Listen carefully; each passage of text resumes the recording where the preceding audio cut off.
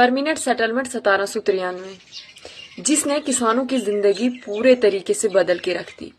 सोचिए, आप एक किसान हैं, दिन रात मेहनत करते हैं, धूप में काम करते हैं, बरसात का इंतजार करते हैं, फसल उगाते हैं, लेकिन फसल तैयार होते ही और आता है और फसल खाता है।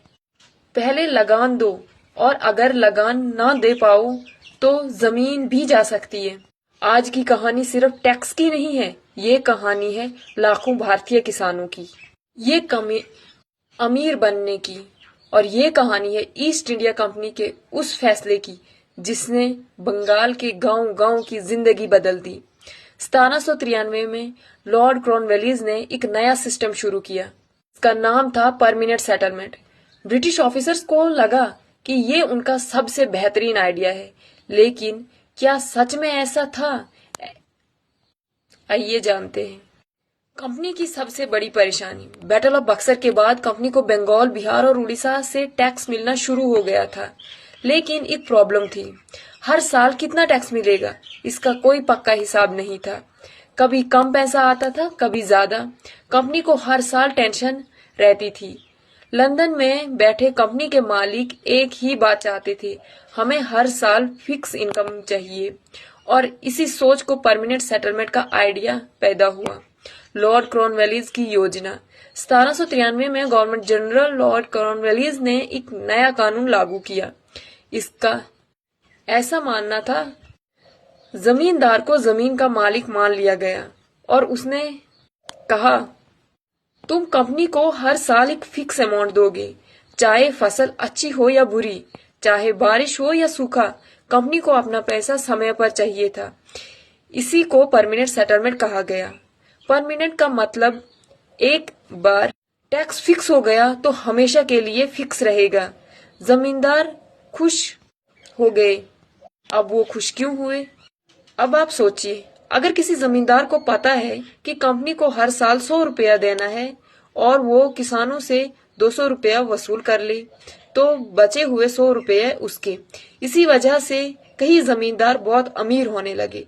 ब्रिटिश को लगा, अब जमींदार हमारे वफादार रहेंगे।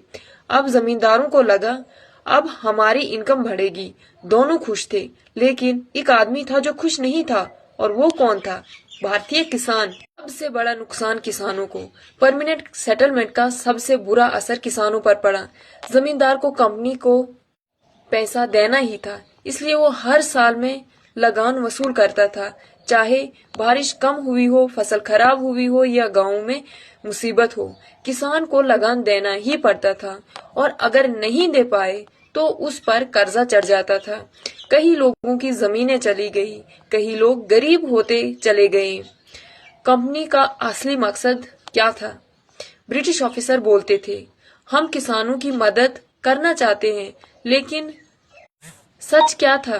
कंपनी को सिर्फ एक चीज चाहिए थी, और वो था पैसा। उसे हर साल पक्की इनकम चाहिए थी। परमानेंट सेटलमेंट ने कंपनी को वही दिया। अब कंपनी को पता था कि बंगाल से कितना पैसा आएगा, और इसी पैसे से कंपनी अपना सेना चलाती थी, युद्ध लड़ती थी और अपना राज्य बढ़ाती थी। अगर जमींदार टैक्स ना दे तो क्या होगा? ये बहुत इंपॉर्टेंट पॉइंट है।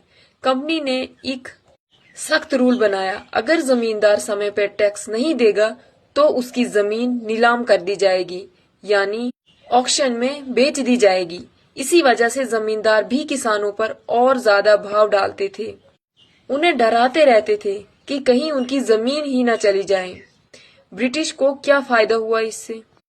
परमानेंट सेटलमेंट से ब्रिटिश को कई फायदे हुए। हर साल फिक्स इनकम मिलने लगी, टैक्स कलेक्ट करना आसान हो गया, जमींदार ब्रिटिश को सपोर्टर बन गए, कंपनी का कंट्रोल और मजबूत हो गया। ब्रिटिश ऑफिसर ने इसी अपनी बदलती सफलता को देखकर खुश होने लगे। लेकिन क्या ये सिस्टम सच में सफल था? अब सबसे बड़ा सवाल। आज ज्यादातर हिस्टोरिक मानते हैं कि परमानेंट सेटलमेंट पूरी तरह सफल नहीं था। क्यों? क्योंकि किसान गरीब होते गए, जमींदार अमीर होते गए, कृषि में ज्यादा सुधार नहीं हुआ, गांव की गरीबी बढ़ गई। ब्रिटिश को पैसा मिल गया, लेकिन आम लोगों की जिंदगी बेहतर नहीं हुई। हम अपने कुछ स्पेशल पॉइंट यहाँ पे रिवाइज करते हैं। परमानेंट सेटलमेंट 1793 किसने शुरू की? लॉर्ड कॉर्नवालिस ने। कहाँ लागू हुई? बंगाल, बिहार और उड़ीसा में। जमीन का मालिक किससे माना गया? जमींदार को। टैक्स किसने कलेक्ट किया? जमींदार ने। कंपनी को क्या फायदा हुआ? फिक्स इनकम मिलती थी। सबसे ज्यादा नुकसान किसे हुआ? किसान को। अब हम इस पूरे को 1 मिनट में रिवाइज करें तो परमानेंट सेटलमेंट में कंपनी को फिक्स टैक्स चाहिए था। जमींदार टैक्स कलेक्ट करते थे, किसान लगान देते थे, कंपनी और जमींदार फायदे में थे। सबसे ज्यादा नुकसान किसानों का हुआ।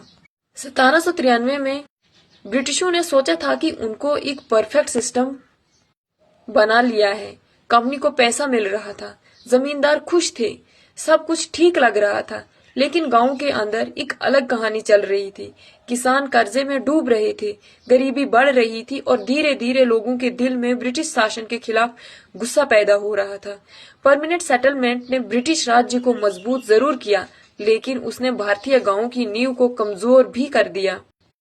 जब कॉर्नवालिस ने बंगाल में परमानेंट सेटलमेंट लागू की, उस समय दक्षिण भारत में एक और शख्स ब्रिटिशों के लिए सबसे बड़ा खतरा बना हुआ था। उसका नाम था टीपू सुल्तान, जिसको सुनते ही अंग्रेज घबरा जाते थे। अगले एपिसोड में हम पढ़ेंगे टीपू सुल्तान और फोर्थ एंग्लो मैसूर वॉर 1799, शेर मैसूर की आखिरी जंग। अगर आपको वीडियो पसंद आई तो वीडियो को लाइक करें, चैनल को सब्सक्राइब करें और ऐसी और हिस्टोरिक वीडियो आसान भाषा में जानने के लिए बने रहिए हमारे साथ। धन्यवाद।